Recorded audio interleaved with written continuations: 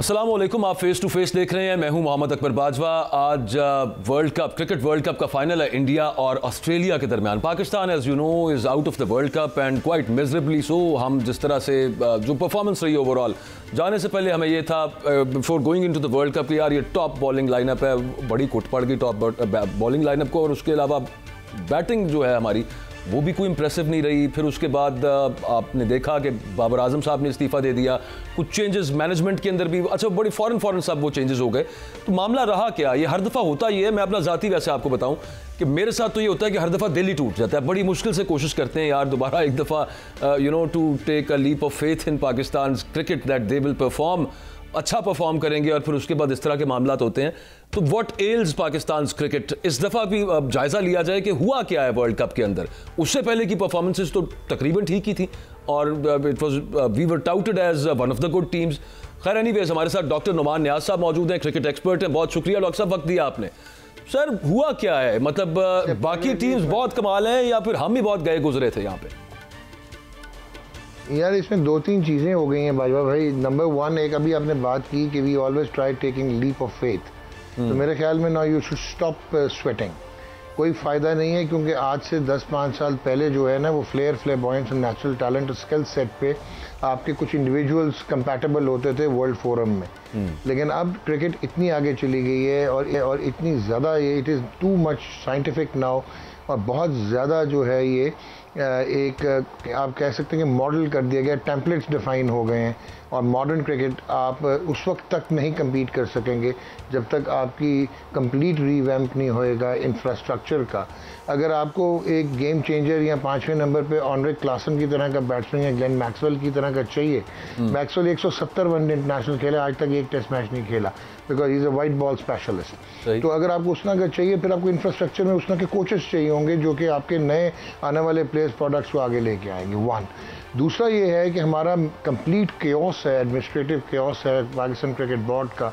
अगर आप देखें 1 साल होने को जा रहा है और एड हॉक है। इनसे अगर आप वर्ल्ड कप जीतने की बात करते हैं, लेकिन आपकी मैनेजमेंट से अब तक एक बोर्ड ऑफ गवर्नेंस नहीं बना और इलेक्शंस नहीं हो पाए चेयरमैन के या पीसीबी के, तो हाउ कुड यू इमेजिन कि इस मॉडर्न कॉर्पोरेट वर्ल्ड में जहाँ पे क्रिकेट अब एक इंडस्ट्री है, एक प्रोडक्ट है, एक ब्रांड है, जिसके साथ इंटेल्ड बहुत सारे और लवाजमात हैं, और आप जो हैं वो एडहॉक के तरीके से विम्जिकली चलाते हैं। तीसरी बात बड़ी इंपॉर्टेंट ये है कि क्या ये प्लेयर पावर यकीनन थी, और बाबर आजम का जो टीम का सिलेक्शन था वो शायद T20 और हम वनडे इंटरनेशनल्स को बाइफरकेट नहीं कर पाए, और हमने T20 के प्लेयर्स के साथ ये अज्यूम कर लिया कि जितने अच्छे वो T20 में हैं वही वनडे क्रिकेट में होंगे। Where one day cricket is a shorter version of test match cricket, जहाँ पे आपको सेशंस भी खेलने पड़ते हैं, सिचुएशंस भी खेलनी पड़ती हैं। तो यहाँ तक तो मैं बाबर आजम को कसूरवार कहूँगा कि वो अपनी कंफर्ट जोन में उन्होंने नए प्लेयर्स आने नहीं दिए। जैसे Ibrar Ahmed should have been part of the 15, he should have played in this world cup. इसी तरह फास्ट बॉलिंग में हसन अली की जगह, क्योंकि इंडिया के पिचेस में शॉर्ट ऑफ लेंथ बॉलिंग करने वाले, आपने देखा होगा मैट हेनरी, वो बाद में तो खैर न्यूजीलैंड के इंजर्ड हो गए, जो भी शॉर्ट ऑफ लेंथ पे कर रहा था वो कामयाब था। This mean Shahnawaz Dhani could have been a wonderful addition, आपने उनको भी नहीं रखा। उसके बाद सरफराज अहमद आड़ी तिरछी शॉट्स मारने वाला मिडिल ऑर्डर में, जो कि स्वीप्स और रिलीज शॉट्स मारता है, परसेंटेज शॉट्स मारता है, आपने उसको भी नहीं रखा। सो इंटेलेक्चुअली डिसऑनेस्ट सिलेक्शंस थी, और जिसकी वजह से आपने खमियाजा भुगता। अभी आपने एक और बात की है कि जी हमारे जो फास्ट बॉलर्स थे उनको क्या हो गया। आपके फास्ट बॉलर्स को ये हो गया, आप हमेशा याद रखिएगा कि सिर्फ बैट्समैन के दरमियान पार्टनरशिप्स नहीं होती, फास्ट बॉलर्स एक दूसरे को कॉम्प्लीमेंट करते हैं। जिस वक्त तक आपकी टीम में इत्तेहाद था, दे वर वेल बाउंड और एक थे, और यूनिटी थी इस टीम में, तो ये एक दूसरे को कॉम्प्लीमेंट करते थे। Unfortunately because of the divisive policies of the management, वो वहाँ से प्रूव होता है। डॉक्टर साहब ये बात दो तीन चीजें, टीम के अंदर लॉबीज हैं, और ये वाला इल्जाम कि बाबर ने अपने दोस्तों को फेवर किया है, क्या इसमें is there any reality to it? Sir, Babar ने दोस्तों को फेवर नहीं किया, लड़के ये सारे वो थे जो कि आपके पूल में पिछले 2 साल से थे, लेकिन बाबर ने ये नहीं देखा कि हॉर्सेस फॉर कोर्सेस, यानी कि one day cricket in India, one day matches के लिए कौन से प्लेयर्स बेहतर है और कौन से नहीं हैं। तो डेफिनेटली ही ऑल्सो रॉन्ग स्टेप। लेकिन जो बात इंपॉर्टेंट है, आपकी जो स्ट्रेंथ थी, Babar Azam was never a natural captain. Babar Azam was never a strategically या टैक्टिकली एक बहुत कोई डिफाइंड किस्म का कप्तान था। अगेन पॉलिटिकली बनाया गया था इनको कप्तान। जिस वक्त सरफराज अहमद को सैक किया, उसके बाद अजहर अली को हटाया, वो पॉलिटिकल इंटरवेंशन थी। ये किसी को बहुत पसंद आ गया because he is a world class batsman of all generation जहाँ तक पाकिस्तान है। तो आपने इसको कप्तान बना दिया। इसने ना क्लब की कप्तानी की हुई थी, ना डोमेस्टिक कप्तानी की हुई थी, ना कोई अप्रेंटिसशिप की हुई थी, ना वाइस कैप्टनसी की हुई थी। वैसे किसको पसंद आ गया इसमें इन्वेस्ट किया। सर अगर आपको याद हो 2019 वो जो ट्वीट आई थी former prime minister of Pakistan Imran Khan, जिन्होंने ट्वीट की थी इंडिया पाकिस्तान का जो मैच था ओल्ड ट्रैफर्ड में मैनचेस्टर में वर्ल्ड कप का, और उन्होंने कहा था कि पाकिस्तान शुड बैट फर्स्ट बड़ी गेम्स में, और टॉस जीत के सरफराज ने इंडिया को खिला दिया था and Pakistan lost that match and Sarfaraz Ahmed lost his career there and then. ये वसीम खान एमडी होते थे chief executive. He then contacted Azhar Ali को इंग्लैंड के टेस्ट मैच के बाद पेडेस्ट्रियन कैप्टनसी में हटाया गया। तो फिर बाबर आजम को नॉमिनेट किया गया कि एक्स पाकिस्तान प्लेयर कप्तान थे जिन्होंने कन्वे किया था इसको बाबर आजम को कि वो कप्तान बनेगा। तो this is out in the open. अभी मुझे ये नहीं समझ आई भैया बाजवा भाई कि वर्ल्ड कप हो रहा है जी, इतना तगड़ा वर्ल्ड कप हो रहा है, पाकिस्तान की टीम जो है अभी बाहर नहीं हुई थी और ऑल इम्पोर्टेंट मैच खेलने जा रही है साउथ अफ्रीका के अगेंस्ट, और आप वो एक रात पहले जो है वो देते हैं अपना एक प्रेस रिलीज़। उस प्रेस रिलीज में आप बाजवा को और डॉक्टर नुमान को कहते हैं कि यार इनको सपोर्ट करना है। अगले पैराग्राफ में कहते हैं कि ये टीम जब वापस आएगी तो एहतसाब तो होगा, आपका जो अकाउंटेबिलिटी तो होगी। और तीसरा कौन सा चेयरमैन है जिसने टीम साइन की हो, जो कि कस्टोडियन हो टीम का भी और क्रिकेट का भी इन द कंट्री, वो कहे कि यार ये टीम मैंने सेलेक्ट नहीं की, ये तो इंतजाम ने और बाबर आजम ने सेलेक्ट की थी। तो ये प्रॉब्लम क्या था, ये टारगेटेड रिमूवल हुआ है बाबर आजम का, और इसके पीछे एक बैक एंडेड स्टोरी है बड़ी मजे की जिसकी वजह से टारगेट किया गया। अच्छा प्रूव कैसे होता है कि ये टारगेटेड है? कि वो लैंड करता है, उसको कहा जाता है आप रिजाइन कर दें। अच्छा उसने अगर रिजाइन कर दिया तो आपने 2 घंटे में कप्तान सोचे हुए थे वो बन गए, आप इतने एफिशिएंट हो गए। चेयरमैन का इलेक्शन तो करा नहीं पा रहे, बोर्ड ऑफ गवर्नर तो बना नहीं पा रहे, 2 घंटे में कप्तान आपने बना दिए। चीफ सेलेक्टर भी सोचा हुआ था, किधर आपने एनालाइज साहब को भी आपने वो जी पूरा एडमिनिस्ट्रेशन आपने सोची हुई थी पहले। तो ये टारगेट हो गया ना, ये ग्रुपिंग हो गई within the administration as well as within the team. फिर आपको यहाँ तक बताता हूँ जो ये इनकी प्रॉब्लम चल रही थी सेंट्रल कॉन्ट्रैक्ट्स की, जिसमें बहुत सारी ईगोज हर्ट हुई थी बाबर आजम और रिजवान की वजह से। तो शाहीन शाह अफरीदी से डायरेक्ट कांटेक्ट हो रहा था इंडिया में, बाईपासिंग द सिटिंग कैप्टन जो लीड कर रहा है आपको वर्ल्ड कप में। अच्छा तो यहाँ तक तो ये आपकी हालत हो चुकी थी। तो बैक एंड में अगर बाजवा भाई एक और चीज़ देखें, ये टारगेट क्यों हुए, ये स्टोरी वहाँ से शुरू होती है कि 2000 ये इनकी सबसे स्ट्रॉन्ग चीज़ बाबर की और इस टीम की ये थी कि हम लोग एनवी करते थे, रश करते थे। हम सारे पाकिस्तान टीम्स के साथ रहे हुए हैं कि ये 1 यूनिट खेलते थे, ड्रेसिंग रूम में माहौल बेहतरीन था। तो यूनिटी वॉज देयर स्ट्रेंथ। और दूसरा ये किसी करप्शन में इन्वॉल्व नहीं थे, जो हम पहले सुनते होते थे ना, फैंसी फिक्सिंग हो गई, मैच फिक्सिंग हो गई, फलाने ने ये कर दिया, ये इन्वॉल्व नहीं थे। ठीक है, ये इम्पेनिट्रेबल थे।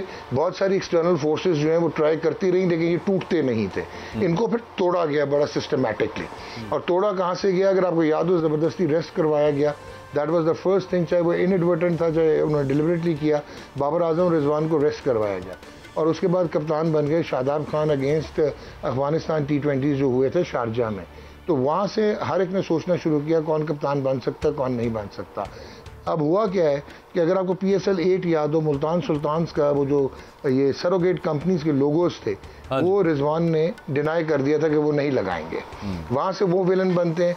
बाबर आजम को ऑफर होता है 250 million rupees by a company, surrogate company, कि आप ये लोगो लगा लें। उन्होंने वो रिफ्यूज़ कर दिया।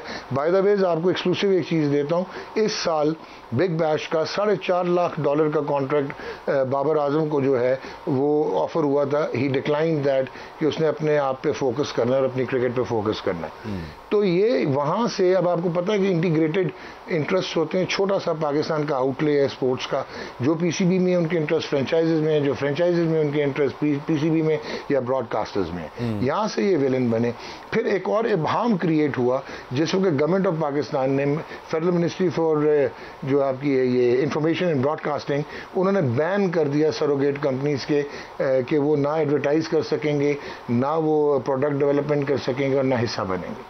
तो यहाँ से सारे उस हॉट स्पॉट्स के अंदर आपस की क्लिशों की वजह से वो जो सफर क्रिकेट ने किया। मैंने एक ब्रेक लेनी है, थोड़ा सा ऑडियो का भी इशू आ रहा था। ब्रेक से वापस आते हैं। तो ये जो अभी हम बात कर रहे थे कि बड़ी मतलब अचानक जैसे जहन बना के बैठे हुए थे कि इसके बाद अगला कप्तान कौन होगा, चीफ सेलेक्टर कौन होगा। ये चीफ सेलेक्टर साहब की मुझे समझ नहीं आ रही। ये मैंने नुमान से पूछना है कि ये क्या गिद्दड़ सिंगी है वहाब रियाज साहब के पास कि चीफ सेलेक्टर भी बन गए हैं, निगरान सेटअप के अंदर खेलों के वजीर भी हैं, साथ वैसे वो उस वक्त चाह भी रहे थे कि मैं बाद में क्रिकेट कंटिन्यू भी करूं।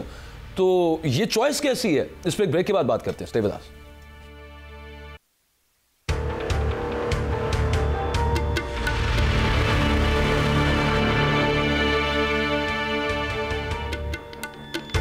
वहाब रियाज साहब को ये जो चीफ सेलेक्टर बनाया गया, नुमान रियाज साहब आपके पास कोई अंदर की खबर है तो हमें भी बता दें। ये कोई ना कोई तो है जो बहुत अच्छी तरह से जिसको वहाब रियाज साहब जानते हैं और वो इनको जानते हैं, और मतलब ये निगरान सेटअप के अंदर वो अचानक हम हैरान हो गए देख के कि यार ये खेलों के वजीर को ज़रूरत भी नहीं होती वैसे निगरान सेटअप के अंदर, लेकिन अब ये चीफ सेलेक्टर आ गए। तो ये क्या मामला है सर? और by the way, is he also eligible enough to be a chief selector? हाँ, अब आपको मैं क्लियर करता हूँ। देखें as far as his cricketing expertise is concern, जो इन्होंने पाकिस्तान के लिए कंट्रीब्यूशन है वो तो वन कैन नेवर डिबेट। बड़ा यंगस्टर है, मॉडर्न क्रिकेट को देखा हुआ, ये तो सारे नंबर पूरे हो गए।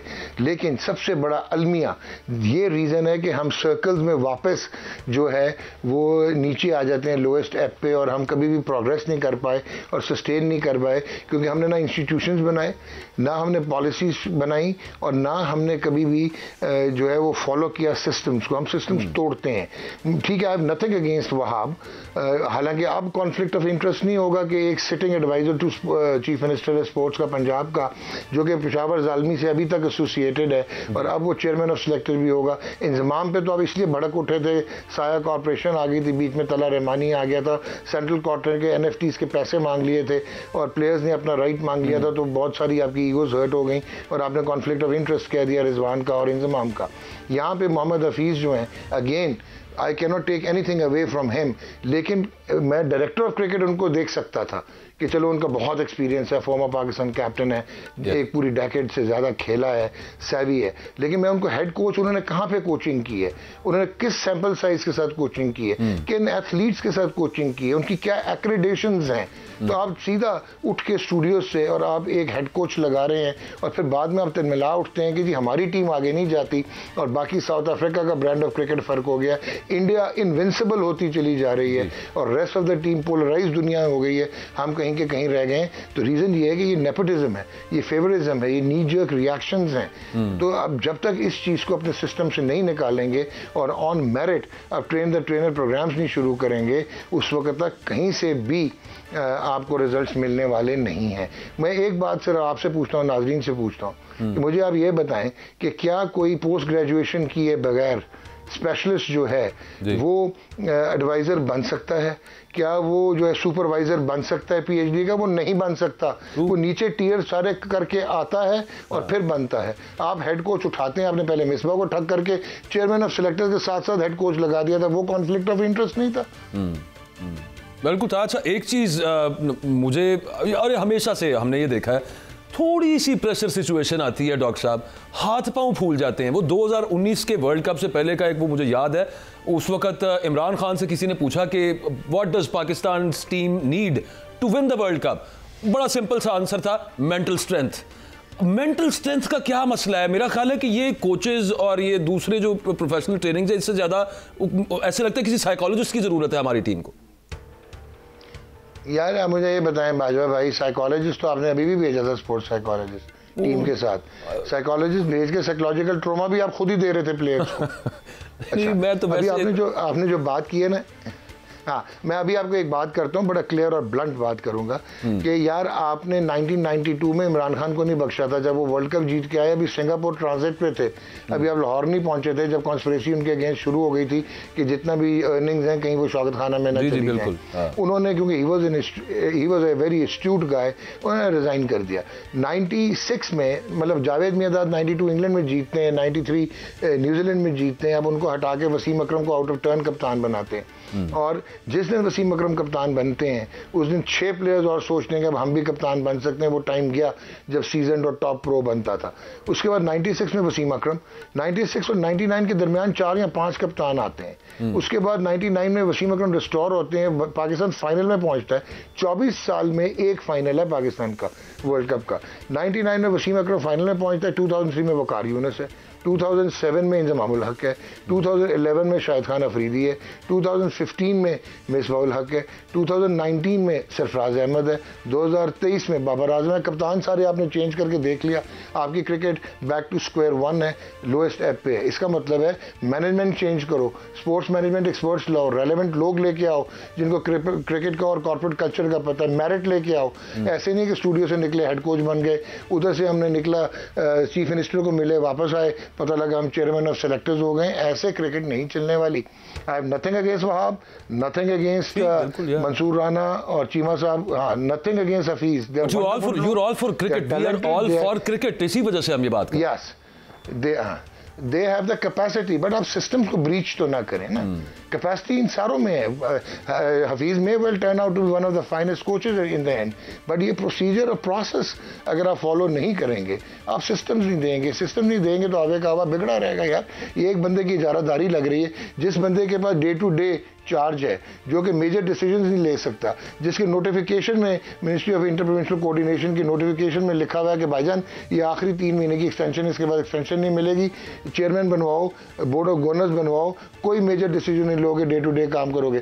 वो मां सवाए उसके बाकी सारे काम कर रहे हैं। नहीं, ठीक बात है। अच्छा, मतलब ड्यूरिंग द वर्ल्ड कप हमने देखा कि वो अलेजेडली वो चेयरमैन पीसीबी स्क्रीनशॉट भेज रहे हैं उधर से रिपोर्टर्स को, और एक वो नया फियास्को चला हुआ था। नहीं है यार, कमाल ही है वाकई, इस तरह से पूरी दुनिया में कहीं नहीं होता। एक और चीज डॉक्टर साहब, फिटनेस, मतलब अगेन जैसे आप कह रहे थे, आई have nothing against Haris Rauf. मैंने 2 मैचेस के अंदर उनको देखा, वो दूसरे तीसरे ओवर के अंदर अपने घुटनों के ऊपर हाथ रख के हाँप रहे होते थे बाकायदा, जैसे पता नहीं यार क्या ही हो गया, उनकी फिटनेस ही उस तरह की नहीं है। और सिर्फ उनका नहीं, ये तो एक एग्जाम्पल मेरे जहन के अंदर आ गई। ओवरऑल ये हमारे जो साबिक टेस्ट क्रिकेटर्स हैं वो सारे कहते हैं यार 3-4 साल हो गए, इनमें से किसी का फिटनेस टेस्ट ही नहीं हुआ आज तक। बहुत खूबसूरत आपने बात की जी। ये जो मॉडर्न क्रिकेट है ना, इसमें प्रायोरिटीज रीडिफाइन हुई थी। मॉडर्न क्रिकेट का मतलब है integrated with commercial part. Commercial part का मतलब है बहुत ज़्यादा मैच खेलने हैं for broadcasting and commercial air time. तो अगर ज़्यादा मैच खेलने हैं तो आपको सुपर फिट होना है। सुपर फिटनेस जो है वो modern state of the art tools के साथ फिटनेस बनती है, ट्रेनिंग स्केड्यूल्स के साथ बनती है, वर्कलोड मैनेजमेंट के साथ बनती है। और वो कौन करवाता है? स्पोर्ट्स मैनेजमेंट, स्पोर्ट्स फिजियोलॉजिस्ट करवाता है, स्पोर्ट्स मेडिकल स्पेशलिस्ट कराता है, स्पोर्ट्स रिहेबिलिटेशनिस्ट करवाता है। वो डिप्लोमा पास जो है वो पीसीबी की तरह मेडिकल पैनल नहीं चलाते, state of the art infrastructure medicine का होता है। पीएसएल में तराना या गाना या कॉन्सर्ट जो है, that is not important. What is important is the fitness of your players, and that will come through a phenomenal module, that will come through sports umbrella. आपने क्या बनाया है इस वक्त, आपके कौन स्टॉक है? आप एक बाहर से गोरा लेके समझते हैं बहुत अच्छा हो गया, यार उस गोरे का, क्लिफ डेकिन का कितना सैंपल साइज है, किन के साथ उसने काम किया हुआ है। सो अभी जो आपने बात की हारिस रऊफ की या शहनशाह अफरीदी की, शहनशाह अफरीदी स्केप्टिकल था, वो एग्जॉस्टेड था क्योंकि वो वनडे क्रिकेट खेल रहा था, वेयर एज उसका जो नी रिहेबिलिटेशन हुई हुई है वो ऐसे लगता था कि अभी भी टेंटेटिव है कि कहीं यार मेरा नीड ना कोलैप्स कर जाए, तभी राउंड द विकेट आता था। नसीम शाह बाहर कर दिया, एहसानुल्लाह आपने बाहर कर दिया, हसनैन आपने बाहर कर दिया। अभी आपने हारिस रऊफ की बात की तो 2 चीजें हैं इसमें। T20 के 4 ओवर करना, क्योंकि वो T20 क्रिकेट खेला है, वो खेला ही नहीं है लिस्ट ए या वनडे क्रिकेट या टेस्ट मैच क्रिकेट। एक टेस्ट में भी घुटना पकड़ के बाहर चला गया था। सो उसकी जो रेपिटेशंस हैं, उसके जो मसल्स हैं, they are attune and accustomed to bowl only 4 overs. 4 के ओवर के बाद 10 ओवर कौन करेगा? पाकिस्तान टीम का इस वर्ल्ड कप में क्या थ्रू आउट वनडे में प्रॉब्लम रहा, मिडिल ओवर जो है 11 से 40, उसमें बैटिंग 11 से 40 में आउट करने वाला बॉलर कोई नहीं था, नॉट इवन शहनशाह अफरीदी जिसको आपने T20 इंटरनेशनल का कप्तान बनाया अभी। अच्छा डॉक्टर साहब, मिसाल के तौर पे मेरे जहन में तो एक ही एग्जांपल आ रही है, आपके जहन में शायद और भी आ जाए। इंडिया की टीम आप ले लें, आपने अभी खुद कहा कि वो तकरीबन इनविंसिबल है, और हम तो अब यही बात चल रही होती है यार इनको वैसे ही वर्ल्ड कप दे दें, क्या कमाल उन्होंने परफॉर्म किया है। वो टीम में जो एक्स्ट्रा प्लेयर 12वां खिलाड़ी वो सूर्या कुमार यादव बाहर बैठा हुआ है, और मेरे ख्याल से पाकिस्तान के पास उस जैसा एक भी प्लेयर नहीं है मिडिल ऑर्डर का। हमारे पास यहाँ पे जो उसके पास 12वें 13वें जो बैठे हुए हैं, वो या तो हो ना यार बड़ा ही को बाहर टैलेंट बैठा हुआ है, या बड़े ही कोई पॉलिश बंदे बाहर हमने बैठाए हुए हैं, वहां सिलेक्शन खराब होगी, वो भी तो नहीं है। डॉक्टर साहब क्या करें? सर टैलेंट सिस्टम से आएगा ना, और सिस्टम आप लोग देंगे तो टैलेंट आएगा ना। आप तो कॉस्मेटिक सर्जरी करके चले जाते हैं, 6 महीने 2 साल के लिए आए, अपनी वाह वाह करवाई और चले गए। यार आपने कौन से शॉर्ट टर्म, मिड टर्म और लॉन्ग टर्म प्लान्स किए हैं? अभी आप बात करते हैं इंडिया की सबसे बड़ी केस स्टडी और साउथ अफ्रीका की। इंडिया की सबसे बड़ी केस स्टडी क्यों है कि 2007 में they lost to Bangladesh in ICC World Cup 2007। उसके बाद उन्होंने बैठ के कहा यार यहाँ क्रिकेट खत्म हो जाएगी, यहाँ क्रिकेट को हम मॉडर्न क्रिकेट के साथ कंपैटिबल होंगे डेवलप्ड बोर्ड्स के साथ। उन्होंने सबसे पहले ब्रॉडकास्टिंग को टैप किया, रेवेन्यू जो है और अपना इन्वेस्टमेंट, रिटर्न ऑन इन्वेस्टमेंट उनके पास आना शुरू हुई, रेवेन्यू आना शुरू हुआ। उस रेवेन्यू को उन्होंने प्रॉपर्ली डायरेक्ट किया। इंडियन प्रीमियर लीग, उन्होंने इंडियन क्रिकेट लीग को काट के आईसीएल को इंडियन प्रीमियर लीग बनाई। इंडियन प्रीमियर लीग को क्योंकि जो बहुत ज़्यादा रेलेवेंस है इंडिया की पॉपुलेशन की कमर्शियल साइड को देखते हुए बॉलीवुड के साथ है, उन्होंने बॉलीवुड के साथ उसको इंटीग्रेट किया और उसको एक प्रोडक्ट बनाया, फैंसी प्रोडक्ट बनाया, एंटरटेनमेंट प्रोडक्ट बनाया और कमर्शियल कंज्यूमेबल बनाया। उसके बाद क्रिकेट एक ऐसी चीज़ है कि जो कि आपके कंज्यूमर मार्केट में सेल होती है। उन्होंने उसके बाद अपने सिस्टम्स को रीइंफोर्स किया, इंफ्रास्ट्रक्चर बनाया, मॉडर्न स्टेडियम्स बनाए, स्पोर्ट्स अम्ब्रेलाज बनाए। एमी जसप्रीत बुमराह या केएल राहुल ये उठ के आके रिहेबिलिटेट होके इस पर परफॉर्म नहीं करते, शुरासा अय्यर वगैरह, वो एक सिस्टम के तहत रिहेबिलिटेट होके आए। मेडिकल रिहेबिलिटेशन की शामी भी उनके पास अपना स्टॉक नहीं था, उन्होंने फॉरेन जो स्पेशलिस्ट हैं वो बुलाए फिर, लेकिन उन्होंने ये नहीं किया कि वो डिपेंडेंट हो मिकी आर्थर पे। उन्होंने उनको कहा कि हमारे ट्रेन द ट्रेनर करो, जहाँ पे आपको ये फिलिप मामरे मिलेगा, जहाँ पे आपको ये विक्रम राठौर मिलेगा। फिर अगर आप राहुल द्रविड़ को देखें, उन्होंने अंडर 19 के साथ लगाया। वही लड़के जब ग्रेजुएट करके इंडिया ए में आए तो राहुल द्रविड़ इंडिया ए में आया, इंडिया ए के बाद वो सीनियर टीम में आया। अब बहुत बड़ा प्लेयर था, 100 टेस्ट खेला हुआ था, लेजेंड था।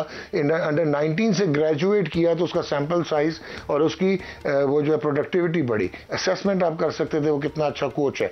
अभी आप देखें इंडिया की अगर आप बात करते हैं, वो इतने प्रैग्मेटिक हैं कि उन्होंने कमर्शियली एक तो अमीर कर दिया बच्चों को, वो अब इनसिक्योर नहीं है। जो लड़का इंडिया से नहीं खेलेगा वो बारी सेल्फिश इसलिए नहीं लेगा कि यार मैं रिटेन हूँ, उसको कोई फर्क नहीं पड़ता। वो जब अपनी फ्रेंचाइज में जाएगा या वो इवन अपनी डोमेस्टिक टीम से जाएगा तो बहुत अच्छी उसकी लिविंग होगी और इतना सिक्योर और कॉन्फिडेंट है प्रोफाइल में। बिल्कुल ठीक है। अच्छा, ये सारा कुछ है, उनको फर्क नहीं पड़ेगा। ये सारे जिसको आप कह लें रिफॉर्म्स किए इंडिया ने और सिस्टम को उन्होंने इंप्रूव किया, इंफ्रास्ट्रक्चर बेहतर किया, जिसकी तरफ आप बात करें वो तो अपनी जगह पे। आपको याद होगा शायद अफरीदी साहब ने एक दफा कुछ साल पहले उन्होंने कहा था कि भाई टैलेंट है ही नहीं, ये उन्होंने क्लेम किया था, बड़ी उन पर तनकीद हुई थी कि यार टैलेंट है ही नहीं, किधर आप कहते हैं कि बड़ा टैलेंट है और बिखरा पड़ा है पाकिस्तान के अंदर।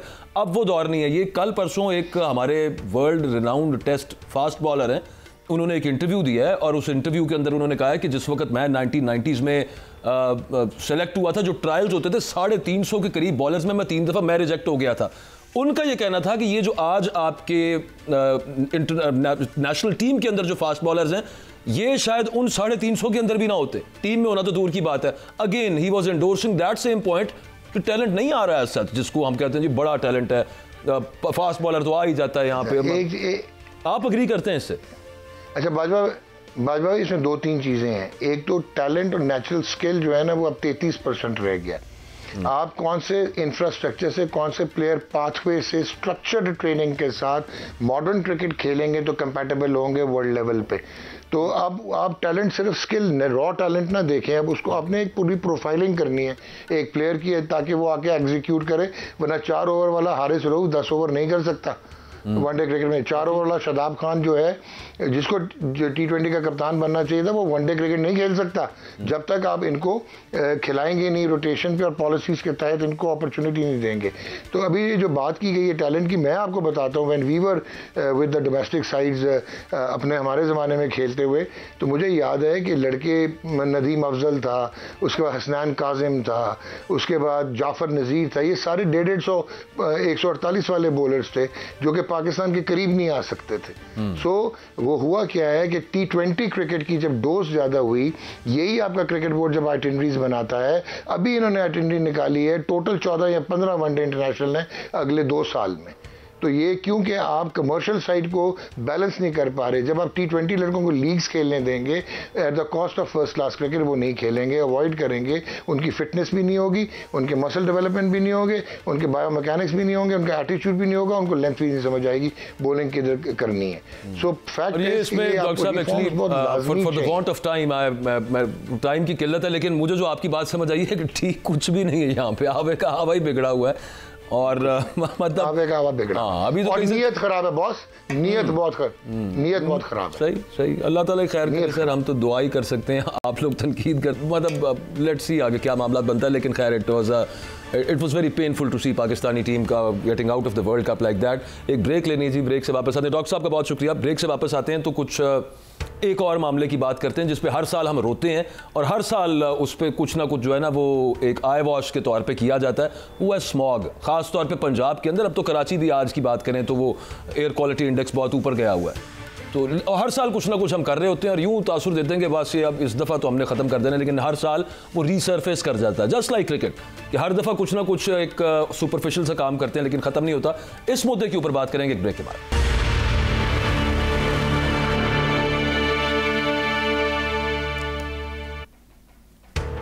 वेलकम बैक जी। हर साल की तरह इस दफ़ा भी मतलब सर्दियाँ भी स्टार्ट ही होती हैं फॉर वन रीज़न और अनदर। जो भी मामला होता है स्मॉग पंजाब के बड़े शहरों के अंदर, ख़ास तौर पर लाहौर तो माशाल्लाह दुनिया के अंदर टॉप कर जाता है।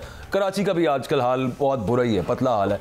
और वो एक रिपोर्ट आपने देखी होगी पिछले दिनों, वो ये कहा गया कि अगर आप लाहौर में रह रहे हैं तो आपकी उम्र 7 साल कम हो जाएगी। इतना पोल्यूटेड, इतना आलूदा शहर है। खैर इस पे हम बात करेंगे कि हर साल हम कोई ना कोई सुपरफिशियल किस्म की पॉलिसी तो बना लेते हैं लेकिन उससे फर्क कोई नहीं पड़ता। अगले साल इट जस्ट रीसर्फेसेस। ये जो स्मॉग है, कभी हम इंडिया पर डाल देते हैं कि भाई वहाँ पे फसलें चल रही हैं, हमारा तो मसला ही कोई नहीं है, इधर भी 100 काम करने वाले हैं, उन पर भी बात करेंगे। लेकिन क्या इसमें हकीकत है कि क्या वाकई इतना डेंजरस है? इसमें तो कोई दूसरी राय नहीं कि हर दूसरा बंदा यहाँ पे, आप अपने इर्द गिर्द देख लीजिए, हर एक को खांसी, नज़ला, ज़ुकाम, सांस के मसाइल जारी हैं। डॉक्टर इरफान मलिक साहब हमारे साथ मौजूद हैं, बड़े एमिनेंट पल्मोनोलॉजिस्ट हैं। Thank you very much sir, आपने वक्त दिया है। ये is it this much serious sir कि मतलब वही जो कहते हैं कि जनाब 7 साल आपकी उम्र ही कम हो जाए अगर आप लाहौर जैसे आलूदा शहर के अंदर रह रहे हो, और फिर बचने का क्या उससे, मतलब सिर्फ मास्क लगा, इसके अलावा क्या कर सकते हैं?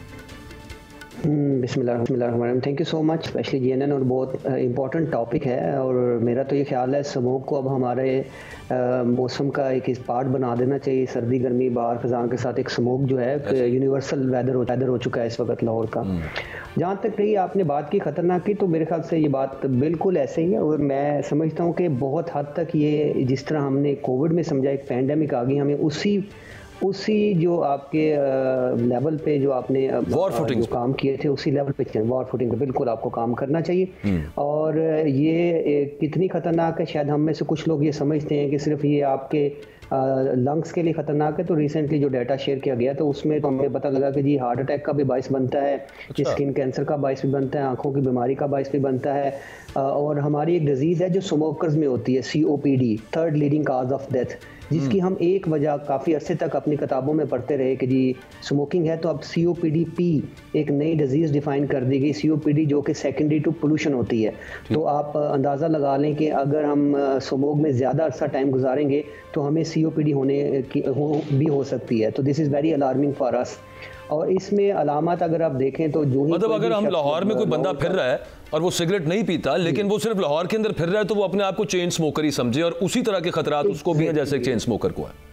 बिल्कुल सही बात आपने कही। और देखिए बात ये है कि हम लोग बात करते हैं उस वक्त जब ये विजिबल हो जाती है। It is invisible through out the year, ये याद रखेंगे। थ्रू आउट द ईयर कभी भी स्मोक फ्री लाहौर आप नहीं देखेंगे। आप कभी भी अपना डाटा उठा के देखें तो जो 50 का फिगर है वो शायद ही हम कभी टच करते हो, जब मानसून आता हो तो कुछ देर के लिए टच होती है। अभी भी आप पिछले दिनों फ्राइडे बड़ी ज़बरदस्त बारिश हुई, लोगों का एक्सपेक्टेशन ये थी कि जी आगे जो है हमने स्मार्ट लॉकडाउन किया है तो things will retain like this, but ऐसा नहीं हुआ। Exactly after 4th and 5th day पे हमारा जो एयर क्वालिटी इंडेक्स था वो अगेन 300 क्रॉस कर गया। तो इसका मतलब है उसकी जो प्रोटेक्शन है उसका वो ज्यादा है रादर देन जो उसके क्लिनिक मैकेनिज्म है। हालांकि अल्लाह ताला ने एक नेचर मैकेनिज्म किया, क्योंकि जब भी कुछ नहीं होता तो बारिश हमेशा हमारी हेल्प करती है। अब अगर आप ये देखें कि क्या मामिल है और क्या है, मैं आप लोगों की बात अभी सुन रहा था, तो इसमें कोई भी एक जो फैक्टर है, ना पब्लिक, ना गवर्नमेंट, ना मीडिया अलोन, ना सिविल सोसाइटी। डॉक्टर साहब ये बता देना जरा, थोड़ा सा ये बता दें कि क्या सिर्फ एक ही तरीका है बल्कि 2, या मास्क लगा लें, जितनी हल्की फुल्की बचत हो सकती है वो हो जाएगी, या फिर घर में घुस के बैठ जाए, यही 2 तरीके हैं बस बचने के। देखिए बिल्कुल, देखिए widens is the best policy. ये तो एक आम बंदे से भी पूछे, बाहर तो लेकिन निकलना पड़ता है ना सर कामकाज के लिए लोगों को। बिल्कुल ठीक है। देखिए आप उनको बंद तो नहीं कर सकते ना, तो फिर आप क्या करेंगे? हम तो यही रिकमेंड कर सकते हैं कि जो हाई रिस्क ग्रुप है, जिसमें हम कहते हैं एक्सट्रीम एज है, बूढ़े हैं, प्रेग्नेंट लोग हैं, कार्डिक या एस्थमा के लोग हैं, वो तो अवॉइड करें ऐसी जगहों पे जाने पे जहाँ पे वो एयर क्वालिटी इंडेक्स देखते हैं बहुत ज्यादा। आपके पास मोबाइल अवेलेबल है, मोबाइल आपको बताता है इस वक्त एयर क्वालिटी इंडेक्स ये है, तो आप वो टाइम चूज करें जिस वक्त एयर क्वालिटी इंडेक्स कम है। और अगर आपने बाहर जाना है तो आप मास्क पे बहुत फोकस करते हैं, लेकिन इग्नोर कर रहे हैं आप लोग जो गॉगल्स पहनने का।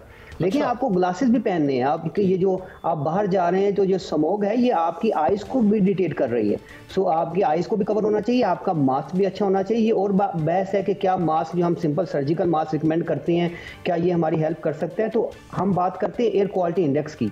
उस वेबसाइट पे एक पॉइंट बड़ा बोल्ड करके लिखा होता है जिसको लिखा होता है PM 2.5, पार्टिकुलर मैटर 2.5। अभी भी लाहौर का देखें तो वो 20 गुना ज्यादा है। ये वो कल्प्रिट पार्टिकल्स हैं जिनका साइज 2.5 माइक्रोन से कम है, और ये लंग्स के अंदर पेनिट्रेट करके वो हवा की थैलियां जिनसे हम ऑक्सीजन लेते हैं उसको डैमेज करते हैं, और बार बार डैमेज होने से वो इतनी डैमेज हो जाती हैं कि वो ऑक्सीजनेशन में भी हमारी हेल्प नहीं कर पाती। सो ये पार्टिकुलर मैटर जिसका 2.5 माइक्रोन साइज है, क्या सर्जिकल मास्क इसको रोकेगा? Another debate will go on, लेकिन एटलीस्ट मास्क पहने, गॉगल्स पहने, जब उस वक्त बाहर निकलें जब एयर क्वालिटी इंडेक्स कम है, वापस आए, इन दोनों चीज़ों को उतारें, अपने फेस को, अपने हाथ को, एक्सपोज एरिया को अच्छी तरह वॉश करें। ये एक प्रिवेंटिव मेजर हो सकता है, प्रिवेंटिव मेजर है। उसके अलावा अच्छा मैंने आपसे वो पूछना है, वो क्योंकि हम पढ़ते रहते हैं सोशल मीडिया पोस्ट पे या फिर ओवरऑल डॉक्टर्स जो बता रहे होते हैं कि आप हाइड्रेट ज़्यादा रखें अपने आप को, या ये खा लें वो कर लें तो लंग्स आपके बेहतर रहते हैं। उस पर मैं आता हूँ। नसीम रहमान साहब हमारे साथ हैं, वो डायरेक्टर हैं महकमा माहौलियात में। बहुत शुक्रिया सर आपने वक्त दिया है। आपके आने से पहले यानी प्रोग्राम में ज्वाइन करने से पहले मैं यही सोच रहा था, बल्कि मैं बोल रहा था ये बात, हर साल सर यही होता है। हम हर साल ये कि जनाब ये तो हमने बड़ी तंदही के साथ अब स्मॉग के तदारुक के लिए काम शुरू कर दिया है, ये कर देंगे वो कर देंगे, उसके बाद खत्म हो जाता है सारा कुछ, और फिर अगले साल उसी इंटेंसिटी के साथ ये स्मॉग जो विजिबल स्मॉग है वो रीसर्फेस कर जाता है। क्या मसला कहाँ पे है सर? मतलब महकमा माहौलियात, I am sorry to ask this, लेकिन क्या काम नहीं होता आपके महकमे के अंदर? देखिए इसमें मैं गुजारिश करूंगा कि आप इसको ना, इसके 3 फैक्टर्स हैं। एक हमारे इंटरनल फैक्टर जो हमारे अपने हैं, जैसे व्हीकुलर पोल्यूशन है, स्टबल बर्निंग हमारी भी है, भट्टों की पोल्यूशन है, डस्ट पोल्यूशन है वगैरह वगैरह। एक एक्सटर्नल फैक्टर है जो इंडियन साइड है, जहाँ 285 पावर प्लांट्स हैं जहाँ पे स्टबल बर्निंग हमसे ज्यादा वहाँ पे होती है। तीसरा नेचुरल फैक्टर्स हैं। अब जहाँ तक हमारी बात है, जैसे क्लाइमेटिक चेंजेस हैं, ये सारा फिनोमेना क्यों हुआ कि पहले आपकी धुंध 21 दिसंबर से लेकर 10 जनवरी तक हुआ करती थी 2016 से पहले। 2016 में फर्स्ट टाइम वो ट्रैवल करके फर्स्ट वीक ऑफ दिसंबर में गई, लेकिन वहां पे प्रॉब्लम नहीं हुआ। और जब वो पीछे आई 1 महीना पहले नवंबर के महीने में 2017 में, तो ये वो टाइम होता है 29 अक्टूबर 28 अक्टूबर से लेके 20 नवंबर तक, जब स्टबल बर्निंग हमारी साइड पे भी और इंडियन साइड पे भी अरूज पे होती है। एक तो ये बहुत बड़ा फैक्टर है जो सर, हमने तो उस पर कितनी दफा नसीम साहब ये कि पर्चे कर देंगे, जिसने जलाया फसलें जलाई या वो सारा, लेकिन वो उस तरह ही हो रहा होता है सब कुछ। मैं अर्ज करता हूँ, ये तो वो जो एक टेम्परेरी हमारा एयर क्वालिटी इंडेक्स राइज करता है, उसकी मैं आपको एक रीजन बता रहा हूँ, जिसमें हमारी भी और उनकी साइड पे जो ये एक फैक्टर आता है, वो एक राइज का जाता है। लेकिन जो अगली बात है, 2021 को आप 22 के साथ कंपेयर करें और 22 को 23 के साथ कंपेयर करें। 2021 में बहुत वर्स्ट सूरत हाल थी यहाँ पे। 15 अक्टूबर से लेकर ऑलमोस्ट फरवरी तक लाहौर में जब कोई बाहर निकलता था आंखों में आंसू आते थे, चुभन सी होती थी। जब स्मोग होती है तो ये एक इसका देसी तरीका है, इससे अंदाजा हो जाता है। 22 में ये फिनोमेना पूरे अक्टूबर, नवंबर, दिसंबर, जनवरी नहीं हुआ, फरवरी में जाके 1-2 दिन हुआ। अच्छा। और एयर क्वालिटी इंडेक्स जो 2022 और 23 का सिर्फ कंपैरिजन कर लें तो 2022 से कम 50 to 60 एयर क्वालिटी इंडेक्स नीचे रहा है। और उसकी वजह क्या हुई है? हमने हुकूमत पंजाब ने यहाँ पे 2 बिलियन रुपीस मुख्तस किए थे उस तमाम इंडस्ट्रीज के लिए जिनके पास एमिशन कंट्रोल सिस्टम सर थोड़ा सा बेहतर हो गया ना नसीम साहब। मैं वैसे आपको एक मिसाल के तौर पे एक बात बताता हूँ, यहाँ पे कोई छोटा मोटा कारोबार भी शुरू हो जाए ना, खास तौर पे जो थोड़ा सा इंडस्ट्री रिलेटेड हो, आपका महकमा है वो पहुंच जाता है वहाँ पे, वो जाकर कहता है जी एनओसी दें जरा अपना, महकमा माहौलियात, और आपको पता है वो मांगते हैं। देखिए इस वजह इशू है ना, इस वजह नहीं मैं कुछ और बात करने लगा हूँ। मैं ये बात कर रहा हूँ कि यहाँ पे जो लाखों करोड़ों 2 स्ट्रोक रिक्शे फिर रहे हैं और पोल्यूटिंग, जो एयर को पोल्यूट करने वाली ट्रांसपोर्ट है, जो व्हीकल्स हैं, वहां पे भी आपका परव्यू है ओवर द ईयर, उसको एक्सरसाइज क्यों नहीं करता महकमा माहौलियात के इनको पकड़े कुछ करे? वो सिर्फ ट्रैफिक पुलिस का लेना देना नहीं है उसके साथ। इस वक्त जो हुकूमत पंजाब का जो समूह एक्शन प्लान है उसमें 14 महकमे शामिल है। आपने 2 स्ट्रोक इंजन रिक्शा की बात की। 2 स्ट्रोक इंजन रिक्शा आपको पता है बहुत बड़ा प्रॉब्लम था यहाँ पे, आज वो रिप्लेस हो चुका है विद 4 स्ट्रोक इंजन रिक्शा।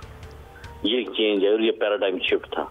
आपका 2005 के बाद एक सिंगल रिक्शा 2 स्ट्रोक वाला इंडक्ट नहीं हुआ, बल्कि उसकी जगह 4 स्ट्रोक ने ले ली। नहीं वो हो गया, लेकिन मोटरसाइकिल रिक्शा चीज जो है वो उसी तरह से है, वो 2 स्ट्रोक ही है। थोड़े से अगर इजाजत दे तो मैं आपको अर्ज कर दूं, फिर आप जो मर्जी फरमाइएगा। भट्टा कितना बड़ा प्रॉब्लम था कि एक भट्टा एक काला बादल होता था धुएं का उसके ऊपर। आज 70% भट्टे जिगजैग मेथोडोलॉजी में कन्वर्ट हो चुके हैं और जो शिफ्ट हो चुके हैं वो आप देखिए उनके ऊपर से बिल्कुल स्टीम सी नजर आएगी, सफेद धुआं सा नजर आएगा आपको, काला धुआं नहीं है। वो भी एक पैराडाइम शिफ्ट है। आपकी 80% इंडस्ट्री यहाँ पे जो शुमाली लाहौर में 300 के करीब स्टील रोलिंग मिल्स और स्टील फर्नेसेस थी और इस तरह के दूसरे यूनिट्स थे जो कि एयर पोल्यूशन का बायस बनते थे। आज उनमें 80% में एमिशन कंट्रोल सिस्टम इंस्टॉल हो चुके हैं। बिल्कुल ठीक हो गया है। मैं असल में ना टाइम की भी कमी है, for the want of time I want to interject here. और सिर्फ आखिरी सवाल आपसे ये है कि ये जो पैराडाइम शिफ्ट आप बता रहे हैं, ये तो यूं लग रहा है जैसे बस से खत्म होने लगी है स्मॉग। अब ये जो मेजर्स ले लिए आपने खत्म नहीं होने लगी। हाँ, खत्म नहीं होने लगी, लेकिन जो हमारे इंटरनल फैक्टर्स हैं हम कोशिश कर रहे हैं उनके ऊपर जितना हो सके हम ज्यादा से ज्यादा उसमें बेहतरी लाएं। मैंने आपको किया ये एक महकमे का काम नहीं है, महकमा माहौलियात का। बिल्कुल ठीक। इसमें 14 महकमे व्हीकलर पोल्यूशन के ऊपर 31 जिलों में इस वक्त ट्रांसपोर्ट डिपार्टमेंट ने फुली कंप्यूटराइज्ड और मैकेनाइज्ड फिटनेस सेंटर बना दिए। पहले ये नहीं हुआ करता था, पहले आंख से मोटर व्हीकल एग्जामिनर देख के उसको चेक करता था। आज आपका वहाँ पे कंप्यूटराइज सिस्टम है, मैकेनाइज सिस्टम है, आपका इंजन ब्रेक लाइट हर चीज वहाँ पे चेक हो रही है। ठीक, तो चीजें बेहतरी की तरफ है, लेकिन बहुत सारा काम होने वाला है। यही तो मसला है, हर साल सुनते हैं कि चीजें बेहतरी की तरफ हैं। वैसे बाय द वे निगरान वजीर माहौलियात और वजीर ट्रांसपोर्ट को हमने दावत दी थी कि वो आ जाएं, लेकिन उनसे नहीं रब्ता हो सका। Thank you very much Naseem साहब, आप हमारे साथ मौजूद थे। लास्टली डॉक्टर इरफान मलिक साहब, हम पढ़ते हैं सोशल मीडिया पे, पानी ज़्यादा पिए, हाइड्रेट रखें अपने आप को, या ये खा लें वो खा लें तो उससे कुछ बचत हो जाती है। आर दीज ट्रू फैक्ट्स या बस ऐसे ही है, सिर्फ मास्क टास्क से ही बच सकते हैं? ठीक है, देखिए हाइड्रेशन तो डेफिनेटिवली जब आप अपनी हाइड्रेशन अच्छी रखते हैं तो आप वायरल इलनेस से अपने आप को प्रिजर्व कर लेते हैं, क्योंकि जब आप स्मोक में जाएंगे तो स्मोक की वजह से आपके जो अपर एयरवेज हैं वो इन्फ्लेम्ड हो जाते हैं और दे प्रोन देमसेल्फ के वहाँ पे वायरल इलनेस ज़्यादा हो जाती है। तो हाइड्रेशन में कोई दो राय नहीं है, बिल्कुल आपको हाइड्रेशन लेनी चाहिए। और बाकी जो टोटके हैं उसको तो मैं इतना इनकरेज नहीं करता, लेकिन एक चीज़ मैं ज़रूर कहूँगा कि स्मोकिंग को छोड़ दें, वैक्सीनेशन ज़रूर लगवाएं उन लोगों को जिनको हमने हाई रिस्क कहा, और वो लोग जो कि सांस या दिल की अमराज में मुतला हैं उनकी रेस्क्यू मेडिसिन का उनको पता होना चाहिए। वो अलामत जिनको हम समझते हैं कि वो इमरजेंसी की अलामत है, उनका भी उनको नॉलेज होना चाहिए, क्योंकि वो किसी ऐसी जगह पे जहाँ पे ये बीमारी एग्जैसिबेट कर जाए, ये ख़राब होना शुरू हो जाए, तो उनको ये रेस्क्यू मेडिसिन ज़रूर लेनी चाहिए। बिल्कुल ठीक है। सो मीनिंग देयर बाय कि एक रॉबस्ट इन्फॉर्मिंग कैंपेन होनी चाहिए कि जिसके थ्रू ये कम से कम बंदों को पता हो कि जो ज़्यादा जो हाई रिस्क पे हैं वो अपने आप को कैसे इससे प्रिवेंट कर सकते हैं। Thank you. Doctor Irfan Malik साहब हमारे साथ मौजूद थे। इंशाल्लाह आपसे अगले हफ्ते मुलाकात होती है। अल्लाह।